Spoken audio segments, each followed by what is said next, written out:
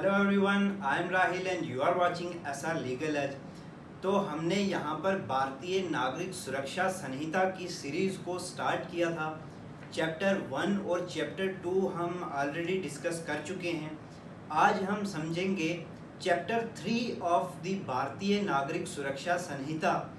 जो डील करता है पावर्स ऑफ द कोर्ट्स के बारे में कि कोर्ट की क्या पावर्स हैं। और ये जो चैप्टर है ये सेक्शन 29 से लेकर के सेक्शन 21 से लेकर के सेक्शन 29 तक डील करता है। जो हमारा पिछला CRPC था उसमें ये सेक्शन 26 से स्टार्ट होता था, लेकिन यहाँ पर वो सेक्शंस जो हैं वो चेंज हो चुकी हैं, इसलिए इसमें सेक्शन 21 से लेकर के सेक्शन 29 तक है। तो हम इसे डिस्कस करते हैं। सबसे पहले जो हमारी सेक्शन 21 है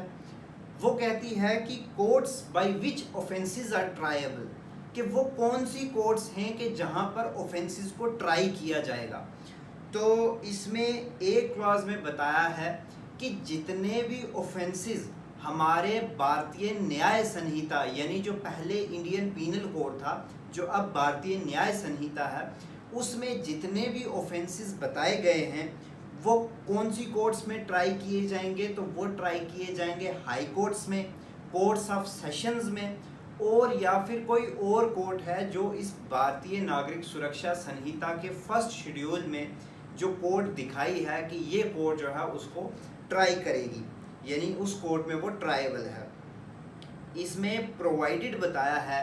कि जितने भी ऑफेंसेस हैं भारतीय न्याय संहिता के अंदर, यानी जो पहले IPC था अब जो भारतीय न्याय संहिता है, उसमें जो ऑफेंसेस हैं अंडर सेक्शन 64, 65, 66, 67 से लेकर के 71 तक, यानी 64 से लेकर के जो 71 तक के जो प्रोविजंस हैं जो रेप के साथ डील करते हैं, जो पहले IPC में हमारे सेक्शन 376A से लेकर के 376E तक थे, उनका जब ट्रायल चलाया जाएगा तो उसमें जो प्रिजाइडिंग ऑफिसर होगा वो एक वुमेन जज होगी, यानी वो एक वुमेन जज के द्वारा ट्राई किए जाएंगे वो वाले ऑफेंसेस जो सेक्शन 61 से लेकर के सेक्शन 64 से लेकर के सेक्शन 71 ऑफ BNS यानी भारतीय न्याय संहिता के अंदर जो थे उन्हें वुमेन प्रिजाइडिंग ऑफिसर के द्वारा ट्राई किया जाएगा। अब इसमें क्लॉज B कहता है कि अगर BNS के अलावा कोई और ऑफेंस है तो उसमें अगर कोर्ट मेंशन होगी तो उस कोर्ट के द्वारा उस ऑफेंस को ट्राई किया जाएगा, और अगर कोर्ट मेंशन नहीं है तो या तो हाई कोर्ट के द्वारा या फिर किसी और कोर्ट को जो फर्स्ट शेड्यूल में बताई गई है कि उस कोर्ट के द्वारा वो ऑफेंस ट्राइएबल है। ये थी हमारी सेक्शन 21 ऑफ भारतीय नागरिक सुरक्षा संहिता। अब हम नेक्स्ट सेक्शन पर जंप करते हैं। Section 22 sentences which high courts and session जजेस में पास। तो यानी कि हाई कोर्ट या सेशन कोर्ट जो है वो कौन से सेंटेंसेस पास कर सकती है, वो कौन से पनिशमेंट्स हैं जो अवार्ड कर सकती हैं। तो हाई कोर्ट के लिए बताया गया है कि हाई कोर्ट कोई भी पनिशमेंट, कोई भी इम्प्रिजनमेंट या कोई भी ऐसा अवार्ड जो ऑथोराइज्ड बाय लॉ होगा, हाई कोर्ट वो पास कर सकता है। और सेकंड सब सेक्शन में बताया है कि सेशन कोर्ट जो होगी या फिर जो एडिशनल सेशन कोर्ट होगी वो कौन सी पनिशमेंट देगी। तो उसके लिए बताया है कि कोई भी ऐसा सेंटेंस जो ऑथोराइज्ड बाय लॉ होगा वो सेशन जज पास कर सकती है, लेकिन जब डेथ सेंटेंस देने की बारी आती है तो डेथ सेंटेंस के केस में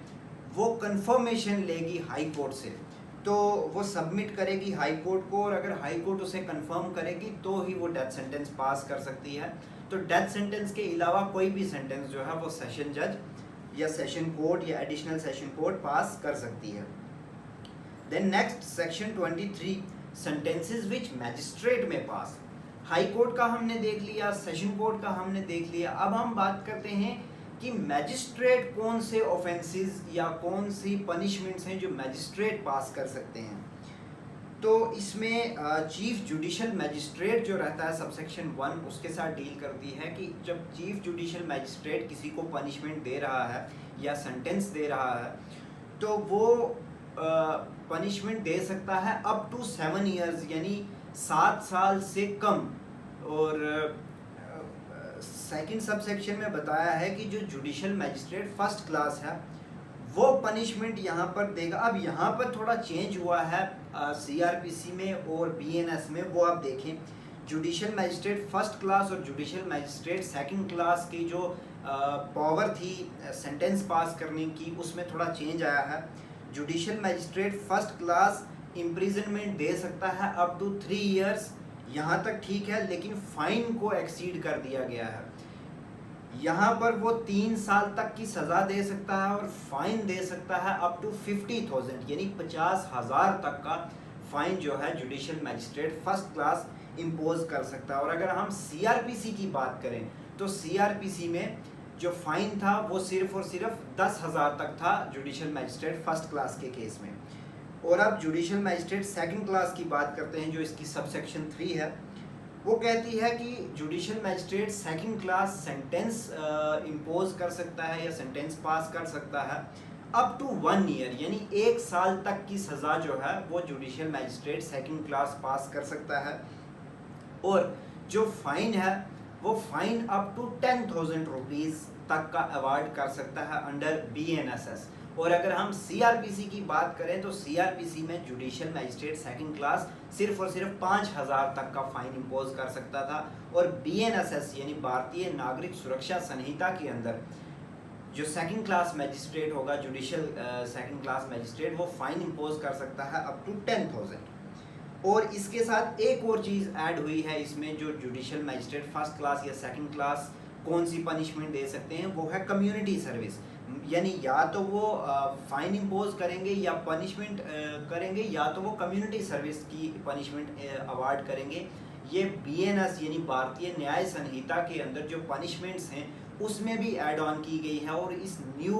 पनिशमेंट को भी वहाँ पर डाला गया है, कम्युनिटी सर्विस। आगे एक्सप्लेनेशन में कम्युनिटी सर्विस को डिफाइन किया है कि कम्युनिटी सर्विस क्या है, यानी ये कौन सी पनिशमेंट है। तो इसमें बताया है कि कम्युनिटी सर्विस एक ऐसी पनिशमेंट है जो कोर्ट पास करती है किसी कन्विक्ट, जो पर्सन कन्विक्ट हो जाता है उस पे इम्पोज करती है एक तरह की पनिशमेंट कि जो पनिशमेंट बेनिफिट करती है किसी कम्युनिटी को, लेकिन उस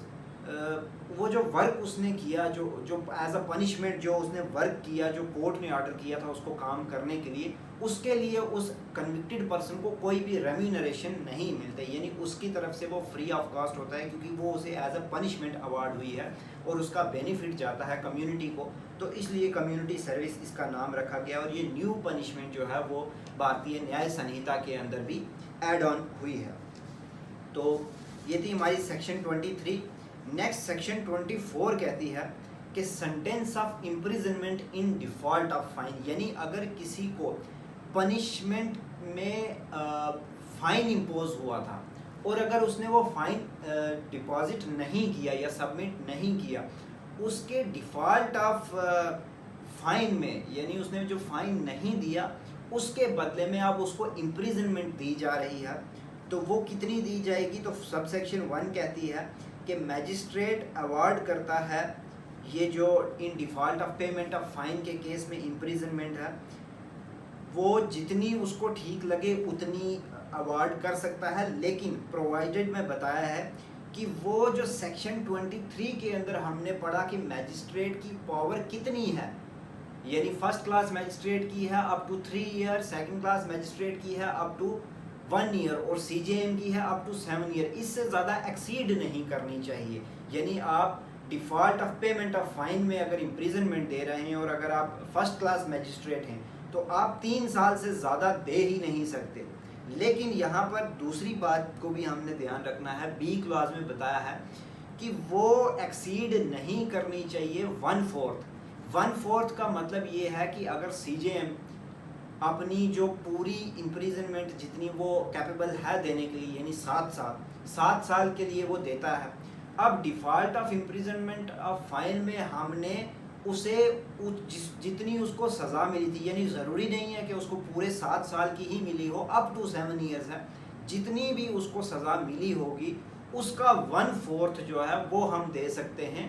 in default of payment of fine के केस में। यानी अगर किसी को 4 साल की सज़ा हुई है और अगर उसे in default of payment of fine की पनिशमेंट हो रही है तो उसको 1 साल की सज़ा होगी। और सब सेक्शन 2 कहती है कि ये जो पनिशमेंट मिलेगी in default of payment of fine, ये इन एडिशन टू सब्सटेंटिव होगी, यानी जो उसको 4 साल की सज़ा मिली थी और ये जो in default of payment of fine की जो इम्प्रिजनमेंट मिली है 1 साल, ये उसके इन एडिशन होगी, यानी उसको टोटल अब 5 साल की सज़ा होगी। अब नेक्स्ट सेक्शन 25 है कि sentence in case of conviction of several offences in one trial, यानी ट्रायल एक ही चला, उसमें बहुत सारे ऑफेंसेस थे और उन ज़्यादा ऑफेंसेस की सज़ा जब मिलेगी उसको तो वो एक ट्रायल में मिलेगी। और वो ज़रूरी नहीं है कि एक ही पनिशमेंट हो, वो मतलब अलग अलग ऑफेंसेस की अलग अलग पनिशमेंट भी मिल सकती है। तो अब इसमें कोर्ट जो ऑफेंस है उसकी ग्रेविटी को देखेगा कि वो जो ऑफेंस है उसकी ग्रेविटी कितनी थी, उसके हिसाब से कोर्ट जो है वो पनिशमेंट अवार्ड करेगी, यानी सेंटेंस अवार्ड करेगा उतना ही जितने के लिए वो कोर्ट कॉम्पिटेंट है। और इसमें ये भी डिफाइन करेगी कोर्ट कि वो जो पनिशमेंट उसको अलग अलग ऑफेंसेस के लिए मिली वो साथ में चलेंगी या फिर एक ख़त्म होने के बाद चलेगी। यानी मान लीजिए कि 2 ऑफेंसेस के लिए एक पर्सन को पनिशमेंट मिलती है 10-10 साल, कोर्ट ने इम्पोज किया एक ऑफेंस के लिए 10 साल, दूसरे ऑफेंस के लिए भी 10 साल। अब ये कोर्ट डिफाइन करेगी कि वो साथ में चलेंगी, यानी दोनों की साथ में इकट्ठी चलेगी तो 10 साल तक ही चलेगी। और ये भी डिफाइन कर सकती है कि पहले एक की ख़त्म होगी 10 साल और फिर दूसरी की शुरू होगी 10 साल। अब सब सेक्शन 2 कहती है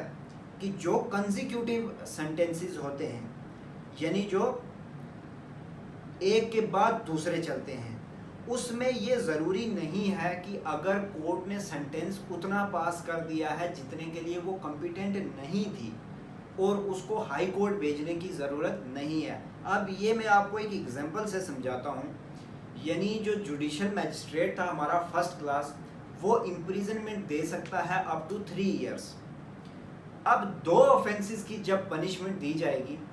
तो वो एक ऑफेंस की उसने दी 3 साल, दूसरे ऑफेंस की उसने दी 3 साल, ये हो गई 6 साल। अब हम कहें कि जो मैजिस्ट्रेट फर्स्ट क्लास है वो तो कॉम्पिटेंट ही सिर्फ 3 साल तक के लिए है, लेकिन नहीं, यहाँ पर उसने 3 साल तक की दी, लेकिन एक ऑफेंस की, अलग अलग ऑफेंस की उसने 3 साल करके 6 साल दे दी। और इस केस में हम उसको ये नहीं कह सकते, कोर्ट मतलब ये नहीं कह सकती कि मैं तो 6 साल के लिए कॉम्पिटेंट ही नहीं हूँ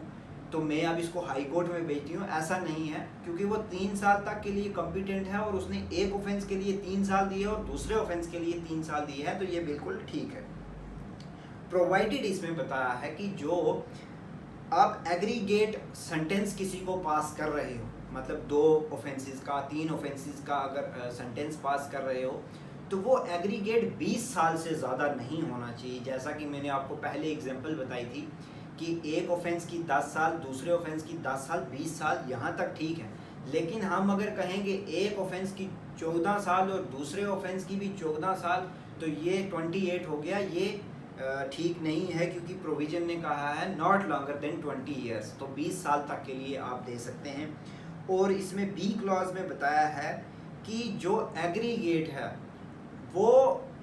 डबल से ज़्यादा नहीं होना चाहिए जितना एक कोर्ट कॉम्पिटेंट है पास करने के लिए। यानी जो मैजिस्ट्रेट फर्स्ट क्लास था वो 3 साल देने के लिए कॉम्पिटेंट था,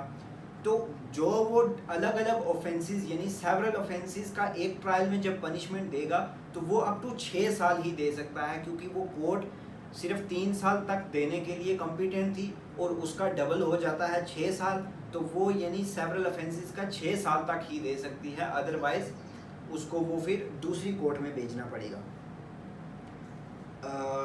इसी तरह सिमिलरली सब सेक्शन 3 कहती है कि जब अपील करने की बात आती है, अब जो एक्यूज्ड पर्सन था जिसको वो सेंटेंस पास हुआ है, इम्पोज हुआ है, अब वो अगर अपील करने के पर्पस से देखे जाए तो वो जो एग्रीगेट अमाउंट जो है पनिशमेंट का, यानी 2 साल, 5 साल, 8 साल, 10 साल, जो सिर्फ 20 साल तक ही जाता है, तो वो डीम किया जाएगा सिंगल सेंटेंस। यानी अगर उसको 2 ऑफेंसेस के लिए 20 साल की सज़ा मिली है तो वो 20 साल अपील के पर्पस के लिए, सिर्फ अपील के पर्पस के लिए उसे सिंगल सेंटेंस माना जाएगा। तो ये थी हमारी सेक्शन 25। देन नेक्स्ट है हमारी section 26, mode of conferring powers. तो सबसेक्शन 1 कहती है कि हाई कोर्ट या तो स्टेट गवर्नमेंट, दोनों में से कोई भी कभी भी बाई ऑर्डर किसी पर्सन के ऊपर एम्पावर कर सकते हैं वो पावर्स, या तो वो पावर्स उसको by virtue of his name देंगी, यानी मान लीजिए mister x, mister so and so जो डिस्ट्रिक्ट मैजिस्ट्रेट हैं उनको ये पावर्स दी जा रही हैं, या तो फिर by virtue of their office, यानी जो सेशन जज है उसको ये पावर्स एम्पावर की जाती हैं हाई कोर्ट के द्वारा या सेशन जज के द्वारा, नाम मेंशन नहीं, या तो बाई नेम दी जाएंगी या तो by virtue of their office दी जाएंगी। और सबसेक्शन 2 कहती है कि वो जो पावर उस पे एम्पावर की गई वो कब से शुरू होंगी, वो उस दिन से शुरू होंगी कि जिस दिन वो पावर्स उस पर्सन तक कम्युनिकेट की गई, यानी जब उस पर्सन को ये मैसेज मिला कि आपके पास ये पावर्स हैं, तब से वो पावर्स जो है वो कमेंस हो जाएंगी। देन सेक्शन 27 कहती है कि पावर्स ऑफ ऑफिसर्स अपॉइंटेड। अब जो पर्सन जिसको पावर्स एम्पावर की गई उसकी पावर्स क्या रहेंगी, तो पहले तो इन्होंने कहा कि अगर तो हाई कोर्ट डायरेक्ट करेगी या फिर स्टेट गवर्नमेंट डायरेक्ट करेगी कि आपको हम ये पावर्स देते हैं और आपने इन पावर्स को ऐसे एक्सरसाइज करना है, वो उस डायरेक्शन के हिसाब से रहेंगी। लेकिन अदरवाइज अगर हम देखें तो उस पर्सन के पास वो सारी पावर्स रहेंगी जो वो पावर्स अपने लोकल एरिया में एक्सरसाइज करता है। और नेक्स्ट सेक्शन है विड्रॉल ऑफ पावर्स। सबसेक्शन 1 कहती है कि हाई कोर्ट या स्टेट गवर्नमेंट कभी भी अपने से सबऑर्डिनेट जो ऑफिसर्स हैं, यानी जो स्टेट गवर्नमेंट से सबऑर्डिनेट हैं या जो हाई कोर्ट से सबऑर्डिनेट हैं, वो कभी भी उन पर्सन से उन पावर्स को वापस विड्रा भी कर सकती है। जिस तरह उसने वो पावर्स उसको एम्पावर की थी उसी तरह वो विड्रा भी कर सकती है। और सबसेक्शन 2 कहती है